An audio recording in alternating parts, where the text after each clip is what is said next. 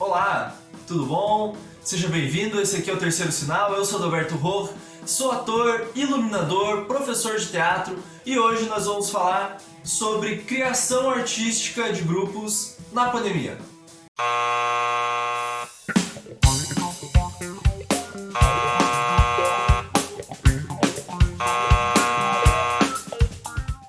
Como eu sempre me apresento, eu sou ator, sou iluminador, professor de teatro, faço parte de vários coletivos e acabo, como todo ator aí, tendo vários trabalhos e projetos diversos. Dentre esses, esse ano, agora e essa semana, vai ter a apresentação do Adunas, o Grande Baile e a Forca, que é um espetáculo que todo através de via digital, de vídeo, que se passará no Zoom.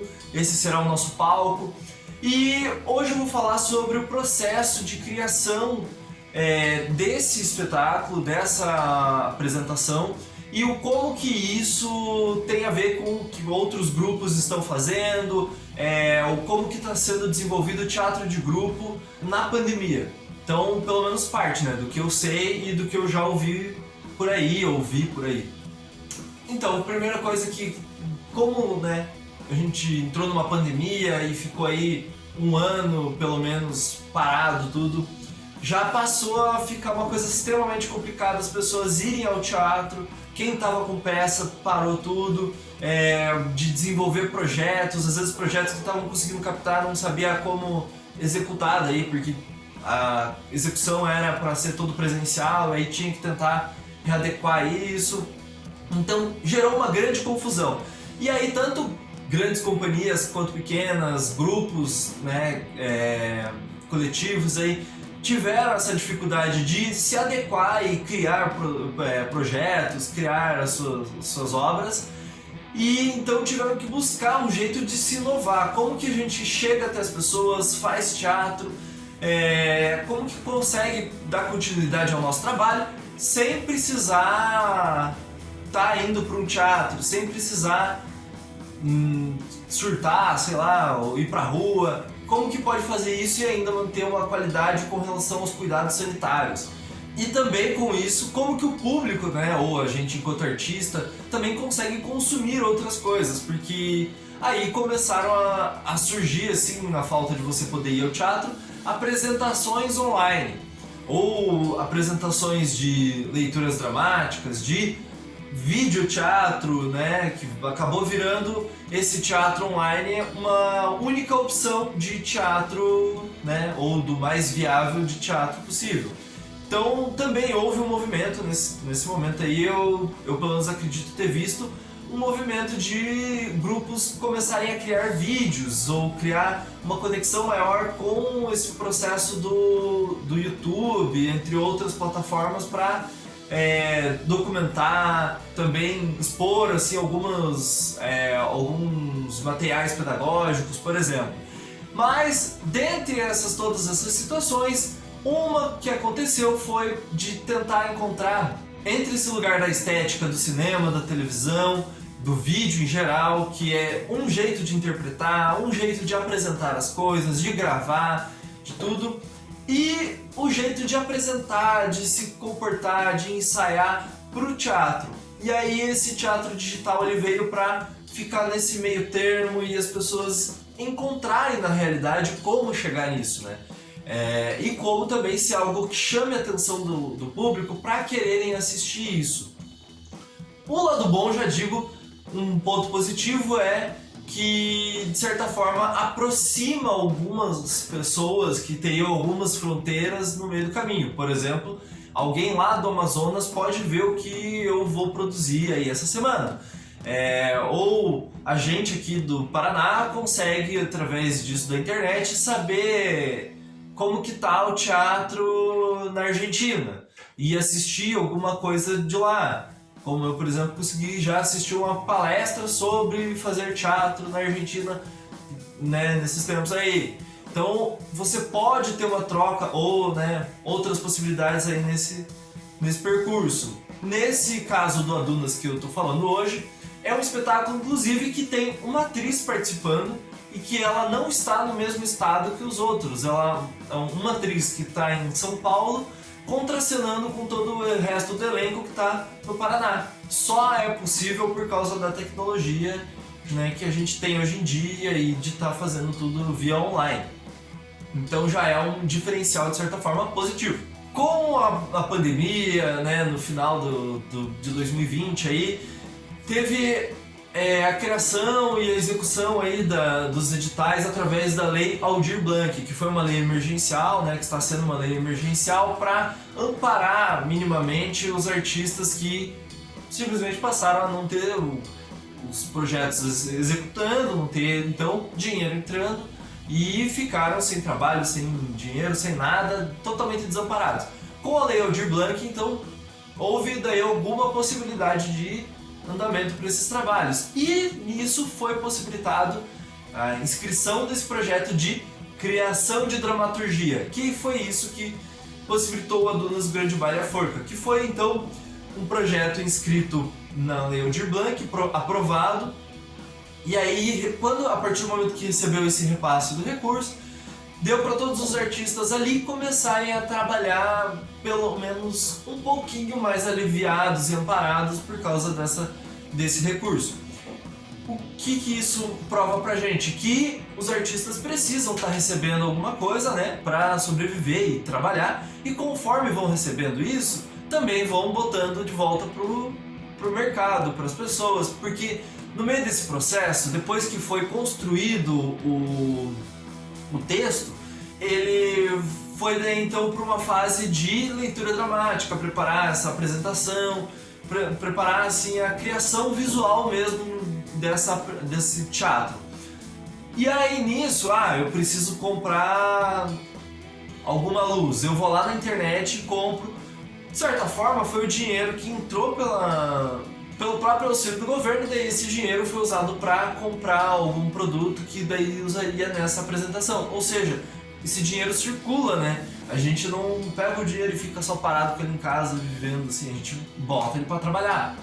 Então, dessa forma, o dinheiro que entrou foi essencial para que as pessoas conseguissem pagar as contas, comprar coisas para depois fazer a apresentação, e mostrando então que existe um resultado de terem criado essa Lei Aldir Blanc aí, e que esse resultado já está aí disponível praticamente já para as pessoas essa semana.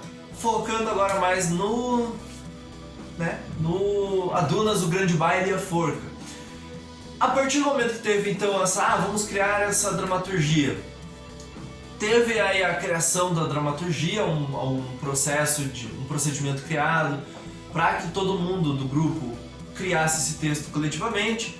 O resultado foi um texto que fala principalmente sobre um grupo de meninas que vivem na década de 60 num colégio interno, e essas meninas elas se unem para compartilhar suas dores, refletir e falar sobre os problemas da vida, do governo, da escola, de coisas que afetam as meninas, né?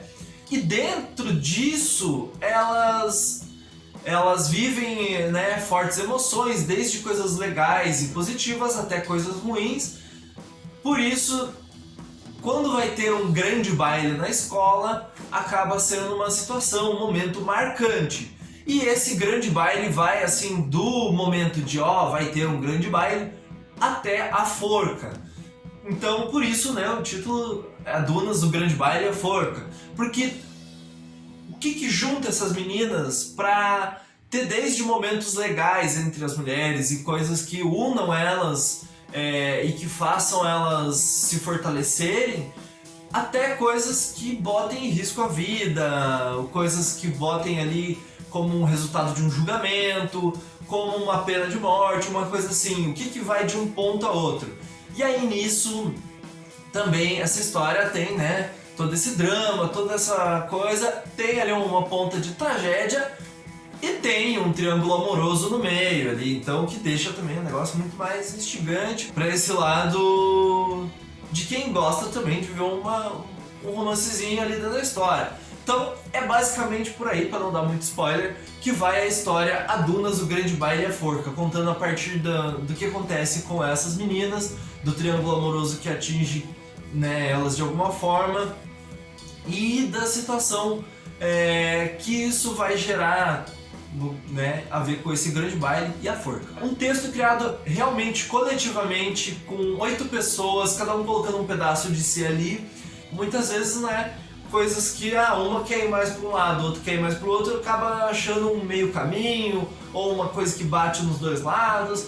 Então, foi um texto bem interessante de ter sido criado e de a gente pensar que como que você vai criar e desenvolver uma obra à distância, somente se encontrando em reuniões online.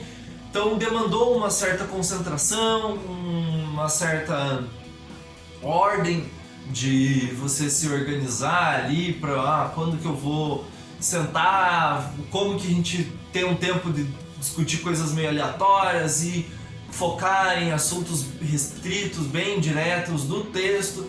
E, enfim, saiu um texto bem interessante, bem dialogando com a atualidade e com os anos 60, com dilemas tanto emocionais e particulares das personagens, quanto questões como lugar de fala, como política, coisas assim que acabam interferindo na vida das meninas, e tudo a partir de o que cada personagem, o que cada pessoa sentia, né, de verdade, para que fosse interferir naquela história.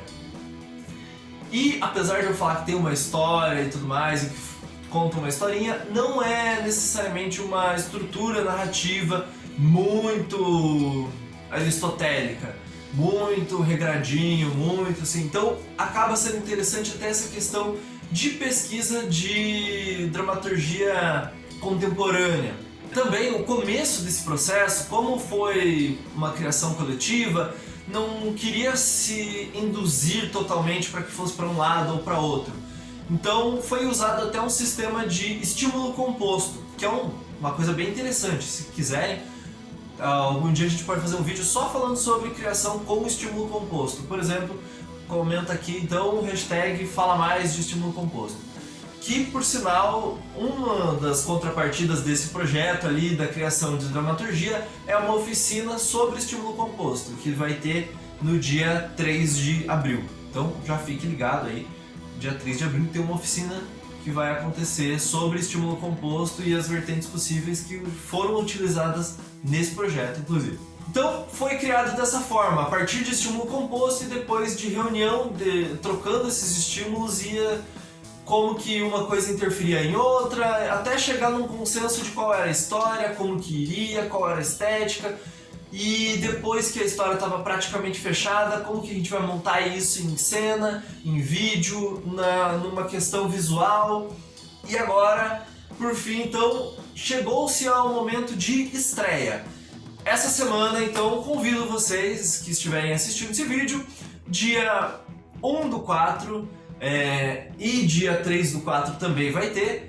A leitura dramática, ela está sendo uma amostra de processo, porque, né, a gente está sempre desenvolvendo alguma coisa nova a cada momento de apresentação, a cada releitura, e já fica o convite para vocês para também entenderem qual que é o momento que está sendo mais teatro, mais vídeo. Assistam e vejam como que a gente consegue dialogar e como que a gente consegue buscar isso, porque também não é um resultado pronto, assim, existe uma fórmula para isso. Então, dia 1/4, né, 1º de abril, tem a estreia de Adunas, o Grande Baile e a Forca.